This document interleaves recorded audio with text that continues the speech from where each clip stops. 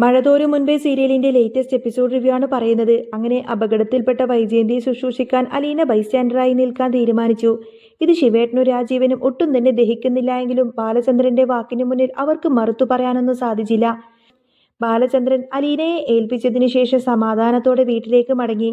എന്നാൽ വൈജയന്തിയുടെ ഉള്ളിൽ അലീനയോടുള്ള കടുത്ത വിദ്വേഷമാണ് പുകയുന്നത്. അലീന വളരെ സ്നേഹത്തോടെയും കരുതലോടെയും അവളുടെ മുറിവുകളെല്ലാം തുടച്ചു കൊടുക്കാൻ ശ്രമിക്കുന്നുണ്ട് എങ്കിലും വൈജയന്തി അത് പരുഷമായി തന്നെ തട്ടിമാറ്റുകയാണ്. അലീനയുടെ സാമീപ്യം പോലും അവളെ അസ്വസ്ഥയാക്കുന്നു. ഇത് കണ്ടുനിന്ന ഡ്യൂട്ടി സിസ്റ്റർമാർക്ക് ആകെ അത്ഭുതമായി. സ്വന്തം അമ്മ എന്തിനാണ് മകളോട് ഇത്ര ക്രൂരമായി പെരുമാറുന്നത് എന്ന് അവർ പരസ്പരം ചോദിച്ചു. മോൾ എന്താ അമ്മ ഇങ്ങനെയൊക്കെ കാണിക്കുന്നത്? മോള് ചെയ്യുന്നതൊന്നും അമ്മക്കൊട്ടും ഇഷ്ടപ്പെടുന്നില്ലേ എന്ന സിസ്റ്റർമാരുടെ ചോദ്യം അലീനയെ ആകെ സങ്കടത്തിലാക്കി.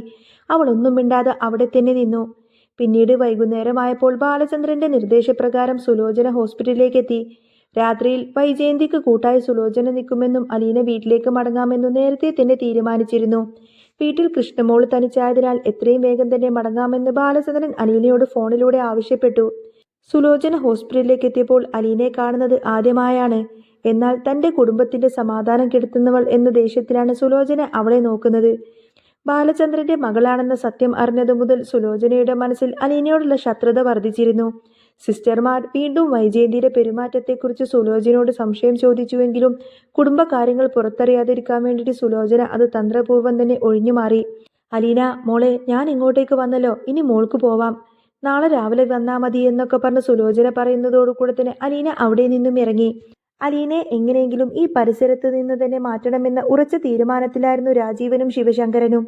ഹോസ്പിറ്റലിൽ നിന്നും പുറത്തു വെച്ച് അവർ ഇതിനായി ഒരു രഹസ്യ പദ്ധതി തന്നെ തയ്യാറാക്കി. എന്തായി രാജീവ, എല്ലാം പക്ക ഓക്കെ ആണോ എന്ന് ചോദിക്കുന്ന സമയത്ത് തന്നെ ഒരു പേടിയും പേടിക്കേണ്ട ശിവേട്ട, എല്ലാം സെറ്റാണ്, ഇര നമ്മുടെ കെണിയിലേക്ക് നടന്നു വരികയാണ് എന്നായിരുന്നു രാജീവിന്റെ മറുപടി. അലീനയെ തട്ടിക്കൊണ്ടുപോയി ഭീഷണിപ്പെടുത്തിക്കൊണ്ട് എന്നേക്കുമായി നാട് കടത്തുക എന്നതായിരുന്നു അവരുടെ ക്രൂരമായ ലക്ഷ്യം. ഹരിയും രോഹിത്തും ഈ പദ്ധതിയിൽ അവർക്കൊപ്പം തന്നെ ചേർന്നു.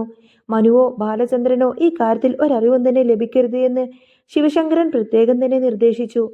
താൻ ഈ സംഭവത്തിൽ നേരിട്ട് ഇടപെടുന്നില്ലെന്ന് വരുത്തി തീർക്കാൻ വേണ്ടി ശിവരാമൻ പ്രത്യേകം തന്നെ ശ്രദ്ധിച്ചിരുന്നു. അലീന ഹോസ്പിറ്റലിൽ നിന്നും ഇറങ്ങി വീട്ടിലേക്ക് പോവാനായി ഒരു ഓട്ടോറിക്ഷയിൽ കയറി. എന്നാൽ ആ ഓട്ടോക്കാരൻ രാജീവും സംഘം നേരത്തെ തന്നെ പണം കൊടുത്ത് വശത്താക്കിയ ആളായിരുന്നു.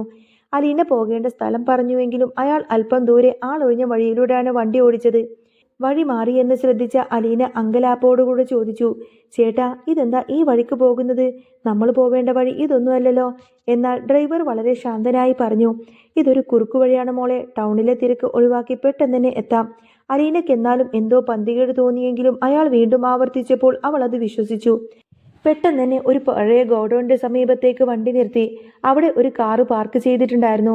എന്താ ചേട്ടാ ഇവിടെ നിർത്തിയത് എന്ന് ചോദിക്കാൻ അലീന പുറത്തിറങ്ങിയെങ്കിലും കാറിൽ നിന്നും ഹരിയും രോഹിത്തും രാജീവനും എങ്ങോട്ടേക്ക് പാഞ്ഞെത്തി. അവളെ ബലമായി തന്നെ കാറിനുള്ളിലേക്ക് തള്ളിക്കയറ്റി. അലീന നിലവിളിച്ചുവെങ്കിലും ആരും തന്നെ കേൾക്കാൻ അവിടെ ഉണ്ടായിരുന്നില്ല. ഓട്ടോക്കാരന് വലിയൊരു തുക പാരിതോഷികമായി നൽകി അവർ അവിടെ നിന്നും അയച്ചു. കാറിനുള്ളിൽ വെച്ച് അലീന ആവുന്നത്ര ചെറുത്തു നിന്നുവെങ്കിലും ഹരി അവളുടെ കൈകൾ ബലമായി തന്നെ അമർത്തി പിടിച്ചു. എടി, നീ കുറെ നാളായി ഞങ്ങളെ വട്ടം കറക്കുന്നു, നിന്റെ അഹങ്കാരം ഇന്ന് തന്നെ തീർത്തു തന്നേക്കാമെന്നൊക്കെ ഹരി ആക്രോശിച്ചു. അലീനയെ അവർ ഒരു പഴയ ഗോഡൌണിനുള്ളിലേക്ക് കൊണ്ടുപോയി. അവിടെ വെച്ച് അവളുടെ കൈകൾ ബന്ധിപ്പിക്കുകയും വായിൽ പ്ലാസ്റ്റർ ഒട്ടിക്കുകയും ചെയ്തു. അല്പസമയത്തിനകം തന്നെ ശിവരാമനും അങ്ങോട്ടേക്ക് ഓടിയെത്തി. അലീന, നിനക്ക് ജീവനോടെ ഇരിക്കണമെന്നുണ്ടെങ്കിൽ നീ ഞങ്ങൾ പറയുന്നത് അതുപോലെ അനുസരിക്കണം. ബാലചന്ദ്രന്റെ കുടുംബവുമായിട്ടുള്ള എല്ലാ ബന്ധവും നീ ഇന്നത്തോടെ അവസാനിപ്പിക്കണം. നിനക്കിഷ്ടമുള്ള സ്ഥലത്തേക്ക് നിനക്ക് എവിടെ വേണമെങ്കിലും പോവാം, അതിനുള്ള പണം ഞങ്ങൾ നിനക്ക് തരാം. പക്ഷേ ഇനി നീ ആ നാട്ടിലെങ്ങാനും കണ്ടുപോകരുത്. ആ നാട്ടിൽ നിന്നെ കണ്ടുപോയാൽ പിന്നെ ജീവനോടെ ഞാൻ ബാക്കി വെക്കില്ല. രാജീവിന് ഭീഷണി മുഴക്കി. തന്റെ പഴയ ഗുണ്ടാ സ്വഭാവം പുറത്തെടുക്കാൻ മടിക്കില്ലെന്ന് അയാൾ അലീനയോട് പറഞ്ഞു. അല്പനേരത്തിനു ശേഷം അവളുടെ വായിലെ പ്ലാസ്റ്റർ നീക്കം ചെയ്തപ്പോൾ അലീന ധീരമായി തന്നെ മറുപടി നൽകി.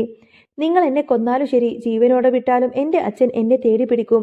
ഞാൻ ഇവിടം വിട്ടുപോയാൽ നിങ്ങളുടെ തകർച്ച അന്നത്തോടെ തുടങ്ങും എന്ന് അവൾ ഉറപ്പിച്ചു പറഞ്ഞു. അലീനയുടെ ധൈര്യം കണ്ട് ദേഷ്യം വന്ന ഹരി അവളുടെ കവിളത്ത് ആഞ്ഞടിച്ചു. ശിവശങ്കരൻ ഇടപെട്ട് ഹരിയെ ശാന്തനാക്കിയെങ്കിലും അലീനയെ അവിടെ ബന്ദിയാക്കി തന്നെ അവർ നിർത്തിയിരുന്നു. വീട്ടിൽ അലീന എത്താതിരുന്നതോടുകൂടി തന്നെ ബാലചന്ദ്രനും കൃഷ്ണമോളും ആകെ പരിഭ്രാന്തിയിലായി. അലീനയുടെ ഫോണിലേക്ക് തുടർച്ചയായി വിളിച്ചുവെങ്കിലും ആരും തന്നെ ഫോൺ എടുത്തില്ല. ബാലചന്ദ്രൻ ഉടനെ തന്നെ മനുവിനെ വിവരം അറിയിച്ചു. മനു, അലീന ഹോസ്പിറ്റലിൽ നിന്നും ഇറങ്ങിയിട്ട് മണിക്കൂറുകളായി, ഇതുവരെ വീട്ടിലേക്ക് എത്തിയിട്ടില്ല. ശിവേട്ടനും രാജീവേട്ടനും ഇതിന് പിന്നിലുണ്ടോ എന്ന കാര്യത്തിൽ എനിക്ക് സംശയമുണ്ട് എന്ന് ബാലചന്ദ്രൻ പറഞ്ഞു. മനു ഉടനെ തന്നെ അന്വേഷണം ആരംഭിച്ചു. ഹോസ്പിറ്റലിലെ സെക്യൂരിറ്റിയോട് ചോദിച്ചപ്പോൾ ഒരു ഓട്ടോയിൽ അലീന കയറിപ്പോയ വിവരം മനുവിന് ലഭിച്ചു. മനുവും ഗോവർദ്ധനും ചേർന്ന് ആ ഓട്ടോക്കാരനെ കണ്ടെത്തി. മനുവിന്റെ പരുഷമായ ചോദ്യം ചെയ്യലിന് മുന്നിൽ ഓട്ടോക്കാരൻ സത്യം തുറന്നു പറഞ്ഞു. രാജീവ് പണം നൽകി ഏൽപ്പിച്ച പ്രകാരം അലീനയെ ചതിയിൽപ്പെടുത്തുകയാണെന്നും അയാൾ സമ്മതിച്ചു. സത്യം മനസ്സിലാക്കിയ മനുവിന്റെ ഉള്ളിൽ ദേഷ്യം ഇരിച്ചു കയറി. അവൻ ഉടനെ രാജീവിന് ഫോൺ ചെയ്തു. കൊച്ചച്ച, അലീന എവിടെയുണ്ടെന്ന് എനിക്കറിയാം. മര്യാദക്ക് അവൾ എവിടെ നിന്നും തിരിച്ചയച്ചോ. ഇല്ലെങ്കിൽ അതിന്റെ അനന്തരഫലം ഗുരുതരമായിരിക്കുമെന്ന് മനു താക്കീത് നൽകി. രാജീവ് ആദ്യം നിഷേധിച്ചുവെങ്കിലും മനു വിട്ടുകൊടുത്തില്ല. ഫോൺ ലൊക്കേഷൻ ട്രേസ് ചെയ്ത് മനു കൃത്യസമയത്ത് തന്നെ ഗോഡൌണിലേക്ക് എത്തുകയും അലീനയെ സാഹസികമായി തന്നെ രക്ഷപ്പെടുത്തുകയും ചെയ്തു. ഈ സംഭവം ബാലചന്ദ്രന്റെയും മനുവിന്റെയും ഇടയിൽ ശിവനും രാജീവനുമുള്ള വിശ്വാസം പൂർണ്ണമായും ഇല്ലാതാക്കി. മനു അലീനയെ ഗോഡൌണിൽ നിന്നും പുറത്തേക്കെത്തിച്ച് കാറിൽ കയറ്റുമ്പോൾ അവൾ ആകെ തളർന്നിരുന്നു. മനുവിന്റെ കണ്ണുകളിൽ ദേഷ്യവും ഒപ്പം അലീനയോടുള്ള കരുതലും നിറഞ്ഞു നിന്നിരുന്നു. മനു അവളെ നേരെ ബാലചന്ദ്രന്റെ അടുത്തേക്കല്ല കൊണ്ടുപോയത്. പകരം കടൽ തീരത്തെ വിജനമായ ഒരിടത്തേക്ക് പോയി വണ്ടി നിർത്തി. അവിടെ ഇരുന്ന് അലീന പൊട്ടിക്കരഞ്ഞു. അവർ എന്നെ കൊല്ലുമായിരുന്നു മനുവേട്ട എന്നും പറഞ്ഞ് അവൾ വിതുമ്പി. അലീനയെ മനു സമാധാനിപ്പിച്ചു. അലീന, നിന്റെ കൂടെ ഞാനുണ്ട്. ഇനി ഒരിക്കലും ഒരാളും നിന്നെ തൊടില്ല എന്ന മനുവിന്റെ ഉറപ്പ് അവൾക്ക് വലിയ ആശ്വാസമായി. അപ്പോഴാണ് മനു ആ ഒരു സത്യം അലീനയോട് വെളിപ്പെടുത്തുന്നത്. രാജീവനും ശിവേട്ടനും മാത്രമല്ല, ഇതിന് പിന്നിൽ ഹരിയും രോഹിത്തും ഉണ്ട് എന്ന കാര്യം കൃത്യമായ തെളിവുകൾ തന്നെ മനുവിന്റെ കയ്യിലുണ്ടായിരുന്നു. അലീനയും കൂട്ടി മനു ബാലചന്ദ്രന്റെ വീട്ടിലേക്ക് കയറി ചെല്ലുമ്പോൾ അവിടെ ശിവേട്ടനും രാജീവനും ഒന്നും അറിയാത്ത ഭാവത്തിൽ ഇരിക്കുന്നുണ്ടായിരുന്നു. മനുവിനെ കണ്ടതോടുകൂടി തന്നെ രാജീവൻ പതറുന്നത് എല്ലാവരും ശ്രദ്ധിച്ചു. അലീന മോളെ, നീ എവിടെയായിരുന്നു ഇത്ര നേരമെന്ന വ്യാജമായ പരിഭ്രമത്തോടെ അടുത്തേക്ക് വന്ന രാജീവനെ മനു തടഞ്ഞു. അഭിനയം നിർത്തിക്കോ കൊച്ചച്ച, ഇനിയെങ്കിലും ഈ അഭിനയം ഒന്ന് നിർത്തി കൊച്ചച്ച എന്ന് മനു ആക്രോശിച്ചപ്പോൾ വീട്ടിൽ ഒരു നിശബ്ദത പടർന്നു. മനു തന്റെ ഫോണിലെ ഓഡിയോ റെക്കോർഡിംഗ്സ് എല്ലാം തന്നെ പ്ലേ ചെയ്തു. ഓട്ടോക്കാരൻ മനുവിനോട് പറഞ്ഞ കാര്യങ്ങൾ കൃത്യമായി തന്നെ അതിലുണ്ടായിരുന്നു. ബാലചന്ദ്രൻ ഞെട്ടലോട് കൂടി തന്നെ ശിവേട്ടനെ നോക്കി. ശിവശങ്കര, നീയും ഇതിൽ പങ്കാളിയാണോ എന്ന ബാലചന്ദ്രന്റെ ചോദ്യത്തിനു മുന്നിൽ ശിവേട്ടൻ തല താഴ്ത്തി നിന്നു. നിങ്ങളുടെയൊക്കെ ശല്യം തീർക്കാൻ വേണ്ടി തന്നെയാ ഞങ്ങൾ ഇത് ചെയ്തത് എന്ന് രാജീവൻ പിന്നീട് ആക്രോശിക്കാൻ തുടങ്ങി. ഇതോടുകൂടി തന്നെ ബാലചന്ദ്രൻ അവരോട് ആ വീട്ടിൽ നിന്നും വീണ്ടും ഇറങ്ങിപ്പോവാൻ ആവശ്യപ്പെട്ടു. ഈ ഒരു സംഭവത്തിന് ശേഷം അലീനയുടെ മനസ്സിൽ മനുവിനോടുള്ള ബഹുമാനവും സ്നേഹവും ഇരട്ടിയായിരുന്നു. ഹോസ്പിറ്റലിൽ വൈജയന്തിയുടെ നില മെച്ചപ്പെട്ടുവെങ്കിലും അവൾ അലീനയോടുള്ള ദേഷ്യമൊന്നും മാറിയിരുന്നില്ല. പക്ഷേ മനു ഇടയ്ക്കിടയ്ക്ക് ഹോസ്പിറ്റലിലേക്ക് വരികയും അലീനയ്ക്ക് തുണയായി നിൽക്കുകയും ചെയ്യുന്നത് വൈജയന്തിയെ കൂടുതൽ ചൊടിപ്പിച്ചു. ഒരു ദിവസം ഹോസ്പിറ്റലിലെ നാഴികയിൽ വെച്ച് മനു അലീനയോട് തന്റെ മനസ്സ് തുറന്നു. അലീന, നീ ഈ കുടുംബത്തിലെ അംഗമാവുന്നത് കാണാൻ എനിക്ക് ആഗ്രഹമുണ്ട്. അതൊരിക്കലും ബാലചന്ദ്രൻ മകളുടെ മകളായിട്ട് മാത്രമല്ല, എൻ്റെ ജീവിത പങ്കാളിയായിട്ട് കൂടി ആയിരിക്കണം. അതെ അലീന, നമുക്ക് ഒരുമിക്കണം. എനിക്ക് നിന്നെ ഇഷ്ടമാണ് എന്ന് മനു പറയുന്ന സമയത്ത് തന്നെ അലീനയുടെ കണ്ണുകൾ വിടർന്നു. ആ വാക്കുകൾ അവൾ ഒരുപാട് കേൾക്കാൻ ആഗ്രഹിച്ചത് തന്നെയായിരുന്നു. പക്ഷേ അവൾ പറഞ്ഞു, നമ്മുടെ മുന്നിൽ ഒരുപാടധികം തടസ്സങ്ങളുണ്ട് മനുവേട്ട. വൈജയന്തി അവൻ്റെ ഒരിക്കലും ഇതിന് സമ്മതിക്കില്ല. പക്ഷേ മനു വിട്ടുകൊടുക്കാനൊന്നും തയ്യാറായില്ല. അലീന, ആരൊക്കെ എതിർത്താലും നമ്മൾ ഒന്നിക്കും. അവൻ അത് അവൾക്ക് വാക്ക് നൽകി. രാജീവനും ശിവേട്ടനും ഒഴിഞ്ഞു മാറാൻ തയ്യാറായിരുന്നു.